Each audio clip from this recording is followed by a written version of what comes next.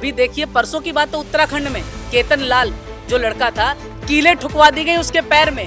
तो बहन जी और बहन जी के कार्यकर्ता और बहन जी की पार्टी के लोग कहाँ हैं? क्यों भीम आर्मी हर जगह जाती है? ये पूरी बहुजन समाज को यकीन हो गया है कि आने वाले समय में हमारे माननीय चंद्रशेखर आजाद जी मुख्यमंत्री बनने जा रहे हैं। विधानसभा चुनाव की डेटें जैसे जैसे नजदीक आ रही हैं, वैसे वैसे सियासी दलों ने चौसर बिछाना शुरू कर दी है।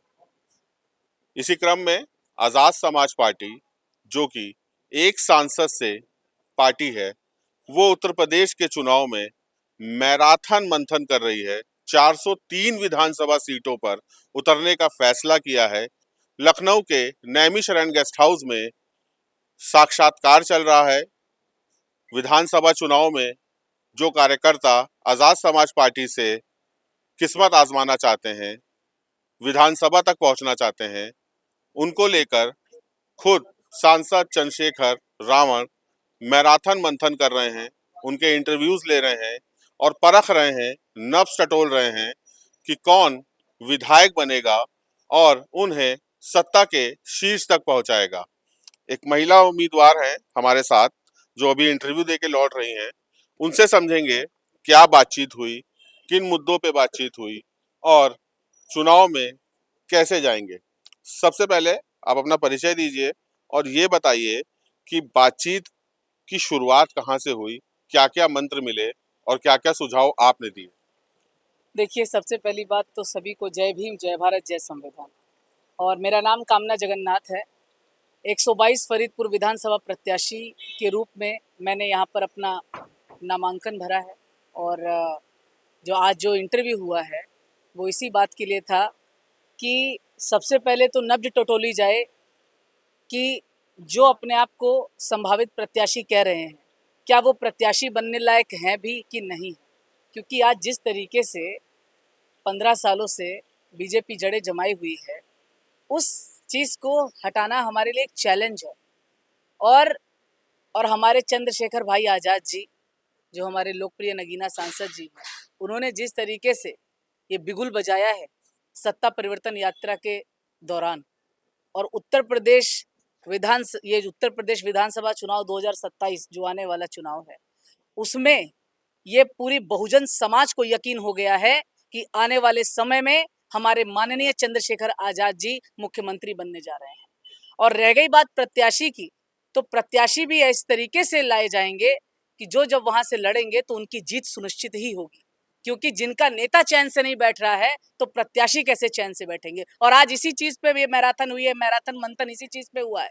आपने देखा होगा भारत के इतिहास में कभी कोई पार्टी, बताइए, ये सोशल मीडिया के सामने, पूरे देश के सामने कोई ये बता दे कि किसी पार्टी ने ये किया हो आज तक। ये इंटरव्यू प्रोसेस जो आज चलाया गया है, ये क्यों चलाया गया? इसीलिए चलाया गया ताकि ये देश देखे, बाकी पार्टियां इससे सीख ले। जो कोई जो है आज गुंडे मवालियों को टिकट दे देती है, आज पैसों पे टिकट दे देती है। तो देखिए, आप लोग पैसों पे चुनाव जीत सकते हैं, लेकिन कब तक जीतेंगे आप पैसों पे चुनाव? तब तक जीतेंगे जब तक आजाद समाज पार्टी नहीं थी। अब आजाद समाज पार्टी आ गई है, जिसके पास ज्ञान है, विचारधारा है, इससे भी चुनाव जीते जा सकते हैं। ये पहचान है आजाद समाज पार्टी की, और इसका पहचान का डंका हमने 2024 में दिखाया है नगीना से। और नगीना से हमारे जो सांसद जीते वो 1,51,000 वोटों से जीते और 52% वोटिंग हुई थी।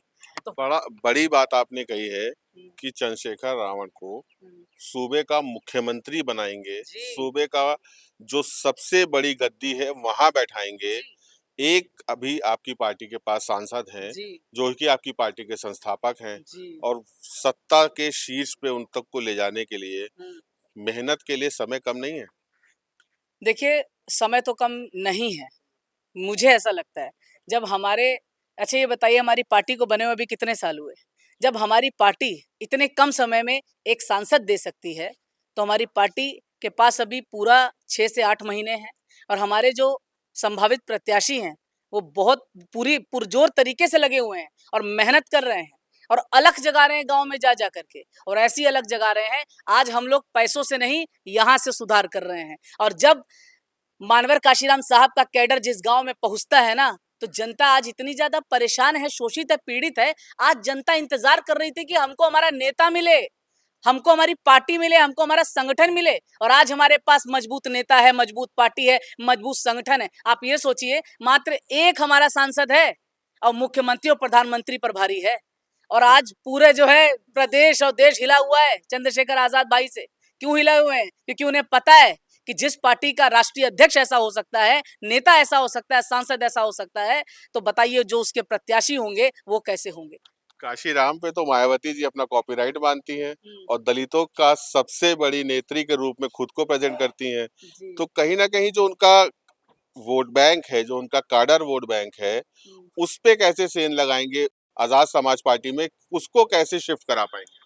122 फरीदपुर विधानसभा से मैंने जो है, मैं उम्मीदवार हूं और मैं एक प्रत्याशी के रूप में मैं लड़ाई लड़ रही हूं। मैं एक एक गांव में जा रही हूं। आज तक एक इंसान मुझे नहीं मिला जिसने बोला हो कि हम बहन जी को वोट देंगे। एक इंसान मुझे नहीं मिला। क्यों?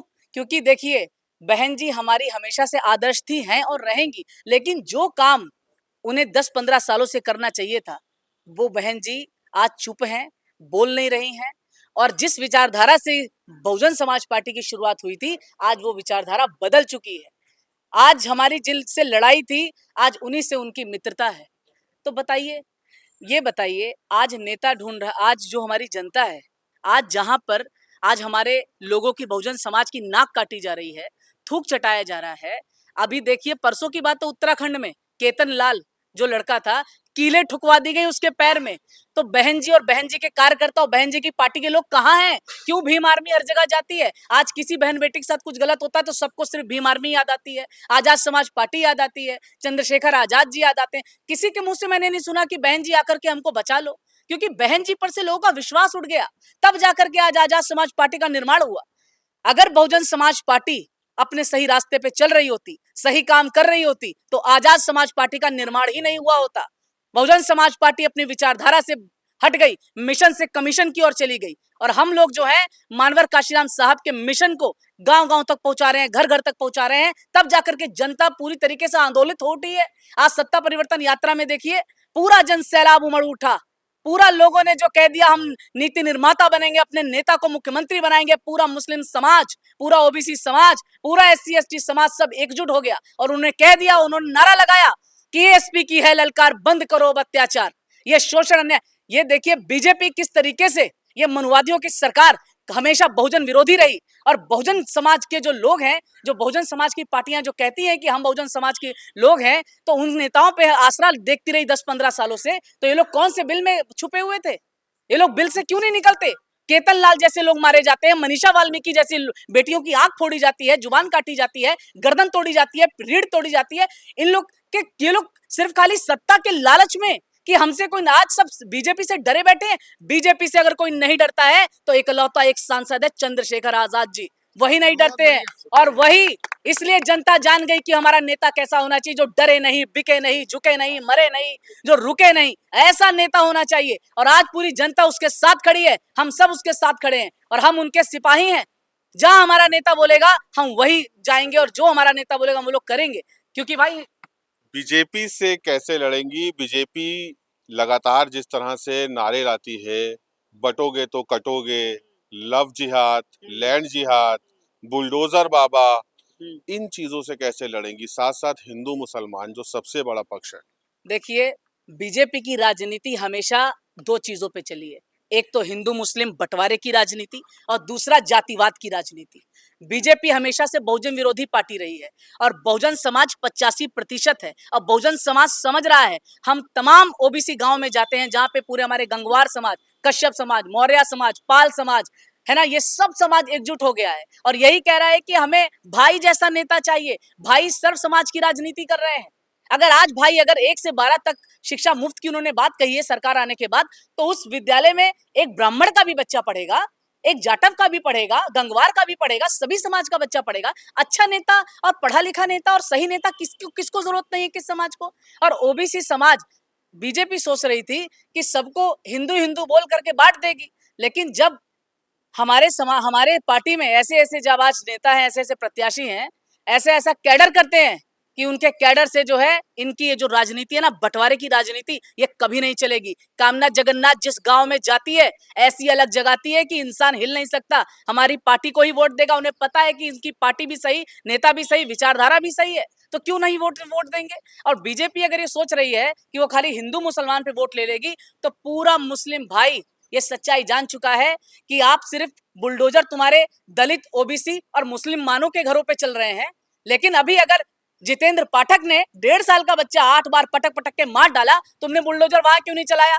जहांगीरपुरी में जो है एक मुस्लिम भाई मार दिया गया, तुमने बुलडोजर उस बजरंग दल वालों लड़कों के ऊपर क्यों नहीं चलाया। तुम जहां पर ये आरएसएस और बजरंग दल वाले शामिल होते हैं, उन वहां पर तो बुलडोजर नहीं चलता है।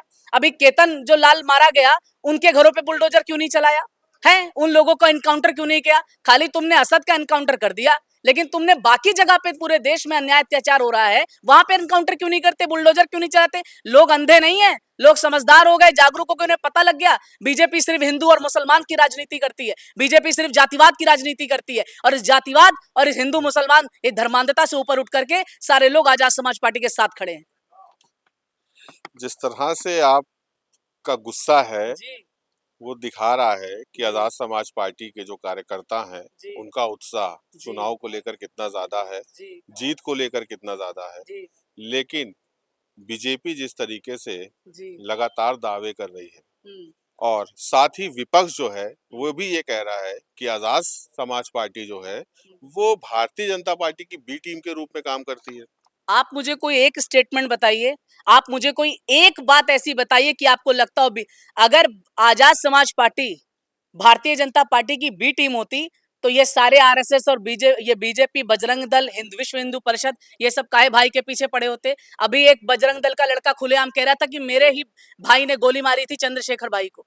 तो ये बी टीम है। बी टीम कौन है सबको पता है। और बी टीम कौन है, जो चुपचाप बैठे हुए हैं, जो अपनी जो है नोट बचा रहे हैं, अपनी सत्ता बचा रहे हैं, अपने जो महलों में बैठ करके जो राजनीति कर रहे हैं, ड्राइंग रूम से बाहर नहीं निकलते, एसी के रूम से बाहर नहीं निकलते, और दूसरों को कहते हैं बी टीम। 55 डिग्री सेल्सियस में हमारा भाई जो है दौड़ लगा रहा है, हम लोग दौड़ लगा रहे हैं, हम कार्यकर्ता लगातार हम लोग एक्टिव हैं क्षेत्र पे। अरे जो मेहनत कर रहा है, जो जमीनी स्तर पे दौड़ रहा है, हम लोग बी टीम है कि वो लोग बी टीम है। खुलेआम ये लोग झूठ बोलते हैं कि बी टीम है। अरे कोई एक लाइन बताइए, मानवर काशीराम साहब के सपने को कोई सही में अगर सच कर रहा है, तो वो हमारी आजाद समाज पार्टी है, काशीराम, और हमारे भीम आर्मी संगठन है। अखिलेश यादव भी पीडीए की बात कर रहे हैं, पिछड़ा, दलित, अल्पसंख्यक लगातार जोर दे रहे हैं, किस तरह से रोक पाएंगे उनको। देखिए, हमारी लड़ाई अखिलेश यादव जी से तो है ही नहीं, ठीक है ना। हमारी लड़ाई जो है बहुजन समाज पार्टी से है, और आप समझ रहे होंगे कि हमारी लड़ाई किससे है। ठीक, अखिलेश यादव जी जरूर पीडीए का नारा लगाते हैं, जब बात आती है बहुजनों को बचाने की, जब बात आती है बहुजनों के कानून बनाने की, तो सबसे पहले पीछे हट जाते हैं, क्योंकि उन्हें नाराज नहीं करना, राजपूत समाज को उन्हें नाराज नहीं करना है ना। आप तो समझ ही रहे होंगे, नाराज नहीं करना है उन्हें। तो जब जो इंसान अपने को बचाने के लिए, अपनी लाइफ बचाने के लिए बहुजन समाज को गड्ढे में डाल सकता है, ऐसे नेताओं का हम क्या करेंगे। हम डरे हुए नेताओं का क्या करेंगे, हम डरपोक नेताओं का क्या करेंगे बताइए। हम डरपोक नेताओं का क्या करेंगे। यूजीसी बिल पे क्या अखिलेश यादव जी ने आवाज उठाई थी, बुलंद की थी। यूजीसी बिल पे तो हमारा ही नेता खड़ा पाया गया। तो क्या ये सच्चाई लोग नहीं जान रहे, नहीं देख रहे हैं। फिर अखिलेश यादव जी से तो हमारी कोई लड़ाई ही नहीं है, हमारी कोई लड़ाई नहीं है अखिलेश यादव जी से। और अखिलेश यादव जी को हम मानते हैं, ऐसी बात नहीं है, लेकिन हमारी उनसे कोई लड़ाई नहीं है कि आपको वो सोच रहे हैं कि हमारी लड़ाई है। तो देखिए, अखिलेश यादव जी हो चाहे बहन जी हो, हम इन लोग को बहुजन के नेता तब मानते जब यूजीसी बिल आया था और ये लोग डंके की चोट पे खड़े हो जाते पूरे बहुजन समाज के साथ। ये लोग क्यों नहीं खड़े हुए, आप लोग इसका क्वेश्चन पूछते क्यों नहीं उन लोगों से। आप पूछिए उनके कार्यकर्ताओं से कि आपका नेता यूजीसी बिल पे क्यों नहीं बोला, आपकी बहुजनों की देवी यूजीसी बिल पे क्यों नहीं बोली, क्यों चुप्पी साध ली इन लोगों ने।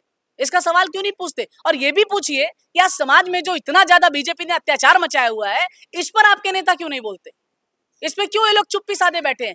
गूंगे बहरे नेताओं का हम क्या करेंगे बताइए, गूंगे बहरे नेताओं का क्या करेंगे। गूंगे बहरे नेताओं से समाज डूब जाएगा, अंधकार में चला जाएगा। और आज मानवर काशीराम साहब का जो सपना था ना, जो उन्होंने 1960 से देखा था, वो कभी पूरा नहीं हो पाया। और अब ये अलख जागी है, इसे पूरा करेंगे हम लोग, हम सब लोग मिलकर के करेंगे। तो बिल्कुल आप सुन रहे थे कामना जगन्नाथ को, जो कि बरेली से विधानसभा टिकट के लिए साक्षात्कार देने आई थी, चंद्रशेखर रावण से मुलाकात करके लौटी हैं।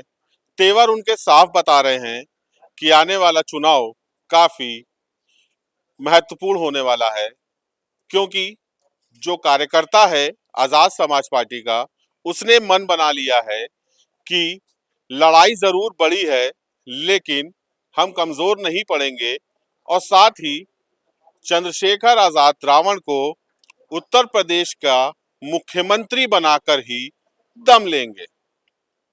वीडियो जर्नलिस्ट शक्ति यादव के साथ साहिल भारती, द हो हल्ला, लखनऊ।